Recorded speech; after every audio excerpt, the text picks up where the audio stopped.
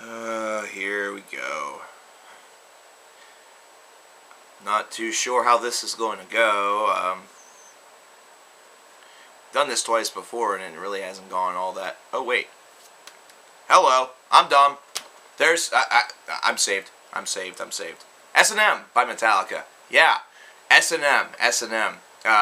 No, not the S&M you're thinking about, you sick pervert. But Symphony of Metallica, S&M, is a live album that Metallica did after the Garage Incorporated disc, which incorporated a symphony with classic Metallica songs and everything like that. Now, this is based off of an idea that actually had evolved almost 15 years prior by Cliff Burton. Cliff Burton had a very fierce appreciation for classical music and classical composition. This is something that could even be seen in some of his compositions on the Ride the Lightning and Master of the Puppets albums. And he kind of envisioned this strange little idea of what it would be like to have a heavy metal band, to have Metallica perform with the symphony orchestra. And years later, over a decade later, that's exactly what happened.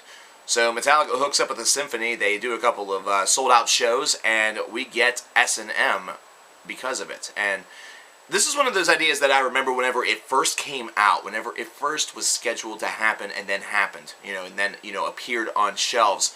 This was definitely an idea that seemed really foreign, it seemed really outlandish, and something that was just, a lot of people probably figured, especially younger people such as myself at that time, that it never had happened before, but it had. People have done this. It's definitely not new, but I've definitely also seen that since S&M has been released, this is something that has been incorporated with a little bit more in the way of heavier groups. The one that I can think of right off the top of my head is Serj Tankian, which that was an excellent experiment. Something where his music almost deserves a symphony all the time. Just the things that that man could do with a symphony is just kind of mind-boggling. But we're not here to talk about him. We're here to talk about S&M. So with S&M, we have 2 discs. So, no Metallica live album can be just one disc because it's Metallica, for crying out loud. Everything is about success, and excess. So we got on this album 2 songs that are brand new, that were supposedly 2 new songs that were coming off of the upcoming Metallica album that was supposed to be due out very soon after the release of S&M. Those 2 songs that we got were Minus Human and No Leaf Clover. The Minus Human was stylized with the minus sign as opposed to writing out the word minus. That might not be what happens whenever you play it back, but that's the way in which they wanted to stylize it. And of course, No Leaf Clover also got a fantastic music video, which is taken directly from the DVD/VHS, whichever version that you got, portion of the S&M experience. So not only did fans have the opportunity to hear all of this, but if they didn't get a chance to go to the show, they had the opportunity in order to get the show. That way they could watch it. And it's really kind of cool, especially whenever you watch this music video, to see really just what all is going on at one period of time. You have the band that is jamming up front and really just kind of kicking it from all cylinders, and then right behind you, you see the, every single aspect of a symphony orchestra, and it's all just kicking it at full cylinder. Everything's at full throttle.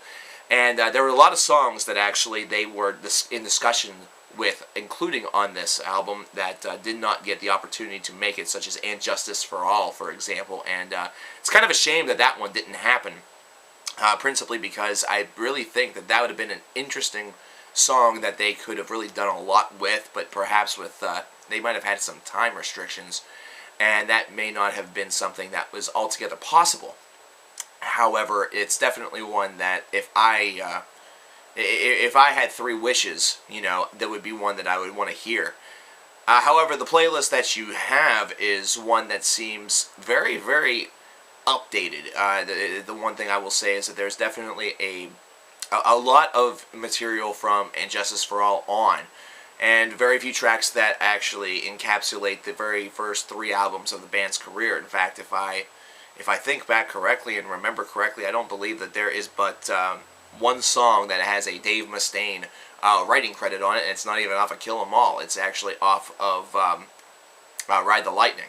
There are no tracks actually on here off of Ride the Lightning, or Kill 'Em All.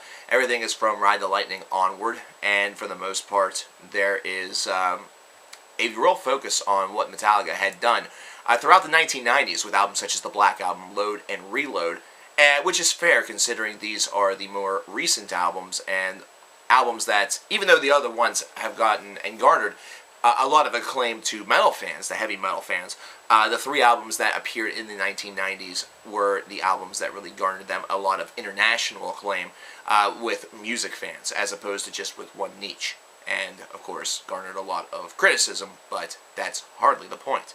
I really like this idea, and the execution of this sometimes can seem a little bit strange, and it's only because you really have to incorporate the fact that you can't have every single member of a symphony orchestra playing the same exact line in a song the same exact way.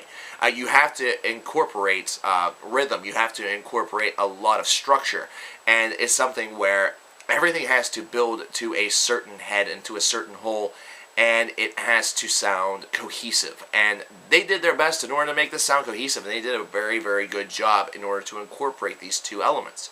On a song such as No Leaf Clover, a newer track, it definitely seems to work a little bit better because it seems as though it was written directly for this, which is very true. That is the case.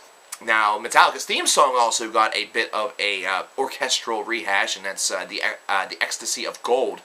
A lot of Metallica fans, I think, saw that and thought that it was going to be a third brand new Metallica song, and that there were typos actually on the albums themselves. However, that is not the case. That is something that Metallica had come out to for a long period of time prior to taking the stage. So that was nothing that was all that new. It just got a bit of an overhaul, which is kind of cool.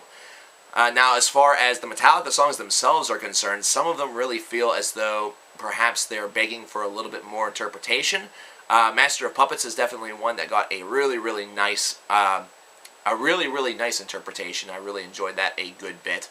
And there's other tracks, though, it just seems like they didn't have much they could really do with it. And they kind of just threw a couple of songs on there in order to really get a set list together. I think the Of Wolf and Man one is also very interesting, only because that song, it's a song that really doesn't feel like it's missing anything until you hear it with the symphony orchestra, and then you realize, oh, it was missing a symphony orchestra, because that definitely adds on to it a good bit. It almost seems as though it was the missing link to that song. Now I have to talk about bad things. Yeah. Minus Human and No Leaf Clover, as I mentioned, were both scheduled to be on the next Metallica album, as was actually the symphony orchestra. This was something where they were going to and wanted to incorporate the symphony into the studio, which would have been a really interesting concept. It would have definitely been really tremendous to see what Metallica and a symphony orchestra would have been able to do whenever they were all kind of writing in sync together. Of course, with Metallica having some of the core ideas and then having the symphony kind of build its way around it, it definitely would have been better than what we got. Both of those things didn't happen. Both songs were not included on the next Metallica record, which we will talk about next. And the symphony orchestra did not make it to that record either, principally because their conductor passed away, and they were in search for a new conductor and a new direction. So everything kind of just, the wheels just kind of fell off there. And really, whenever we look back as Metallica fans, we probably should go back and get that same magic lamp I had earlier and wish that they hadn't. It's time. It's time. It's time. I know it's going to be the third time I've done it, but it's time to talk about Saint Anger. I can't delay this anymore. I could make a video about I disappear, but here's my video for I disappear. It sucks. It's boring, it's bland, it's sounded like it was thrown together in 15 seconds. Maybe it was. If I could write a song in 15 seconds and have it go like gold, platinum, or whatever, then cool. Saint Anger's next. No bullshit, no deception, no other things to talk about before then. Hope you'll join me for that. Hehehe.